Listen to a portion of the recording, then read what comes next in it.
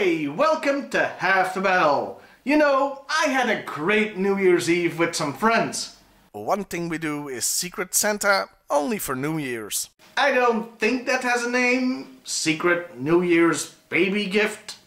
My Secret Santa said they couldn't find any G.I.Joe. Well, it was nice of them to try, but we all know why that is. Since G.I.Joe hasn't been at retail since, 2016, and we're not getting any this year either. Oh, Hasbro, Hasbro, Hasbro. It put me in the mood to take the cane out of the cupboard and give Hasbro a damn good trashing again, so here's 7 times that Hasbro totally ripped off other properties. Number 7. Teenage Mutant Ninja Turtles. Kind of. Okay, this is less of a direct rip-off and more a jumping on the bandwagon type of thing. That's why it's the lowest on the list. Teenage Mutant Ninja Turtles started off a martial arts craze that led to stuff like Power Rangers and, to a far, far, far lesser extent, tattooed teenage alien fighters from Beverly Hills. Yeah, all of a sudden, everybody was kung fu fighting. To tell you the truth, it was a little bit frightening. And of course, Hasbro couldn't wait to jump on that bandwagon, so G.I. Joe all of a sudden had ninjas coming out every hole. Ninja Force, Shadow Ninjas, ninjas everywhere. Hell, I'm willing to bet they got the Street Fighter and Mortal Kombat toy licenses to double and triple down on the craze. Martial arts may be lowest on the list, but it sure was Hasbro at its most ferocious bandwagoning. Number 6. Star Wars.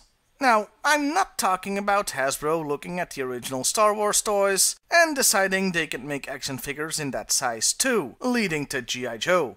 I'm talking about something far more specific. This scene, a bunch of alien bounty hunters.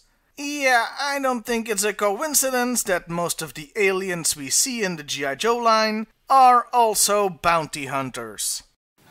You have the almost limitless field of science fiction to play with and use your imagination, and you go straight back to Star Wars. Number 5. Jurassic Park. In 1993, the dino sensation was sweeping the nation. Jurassic Park was there to set the world on fire, and Hasbro wasn't about to be left behind. So they rushed out the Dino Hunter playset. How do I know it was rushed out? Because the figures were just repaints of previous ones, and the vehicle was a slight retool of the Desert Fox Jeep. No idea where the T-Rex came from, but I'm sure it wasn't new either. Number 4. Captain America. Twice! It's a 2-for-1 here with good old Steve Rogers.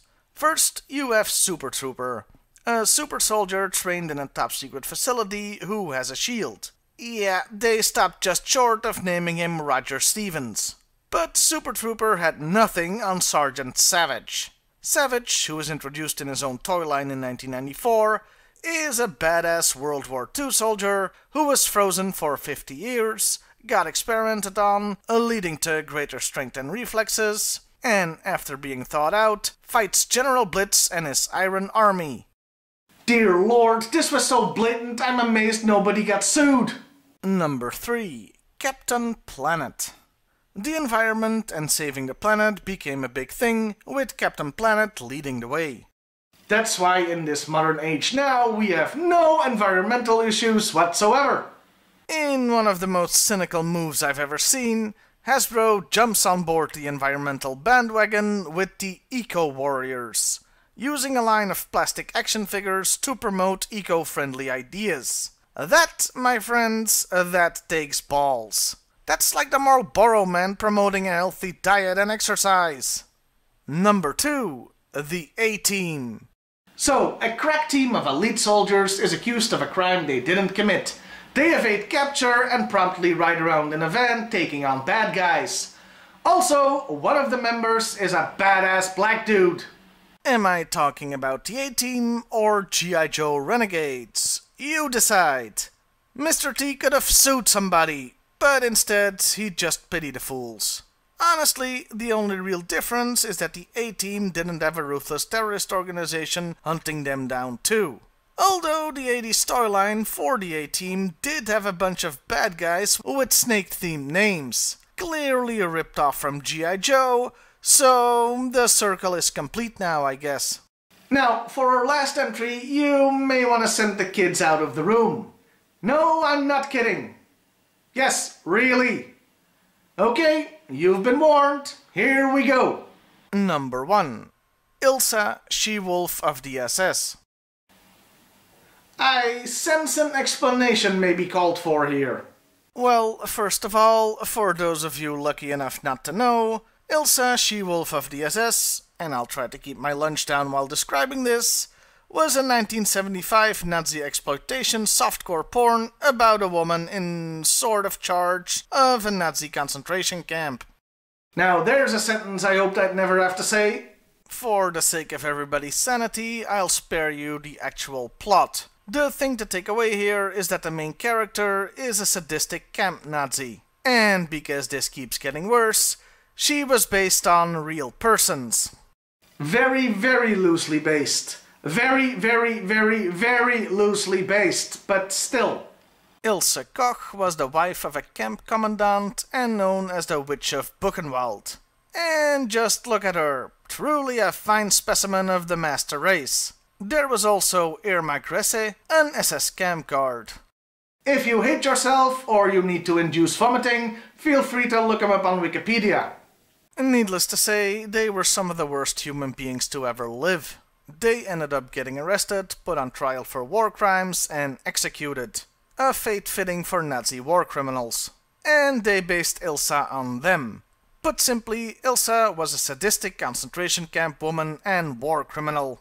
So naturally, she's a character in G.I.Joe. Yay! G.I. Joe is there! Now, to be fair, technically I cheated a bit here, as this wasn't Hasbro's idea, but rather Marvel's. Still, Hasbro approved it, so here we are. Meet Corporal Olga. She was introduced in issue 63. She's stationed at a work camp in the fictional country of Barovia, and likes to be in charge of, discipline. She prefers to be rocked to sleep by the sounds of prisoners being beaten to death. Olga is in the story because a couple of Joes had been captured for reasons too elaborate to get into here, and were sent to the camp. And needless to say, the Joes escape. In fact, they get help from a bunch of ninjas. See entry number 7 on this list. And also, Larry Hama really likes ninjas. And 70s soft porn, apparently, that cheeky bastard. The ninjas pretty much liberate the camp, leaving Olga to get beaten to death by the former prisoners. I can sum up her whole story in just one word. Yikes! Now, some people might say that Olga was based on the actual historical figures, not Ilsa. To them I say, oh you sweet summer child. I'm pretty sure the inspiration was the porn. And that was the list. Wow, this video sure went to a strange place. I did not see that coming. Speaking of which, I realize Cobra is just Hydra with the Nazi filed off, but that was intentional on the part of Marvel and Hasbro, so it didn't make the list, as it was Marvel basically ripping itself off. Next week, we'll try to keep it PG. Well, I'll see you then, everybody, and hey, why not like, share and subscribe if that's your thing.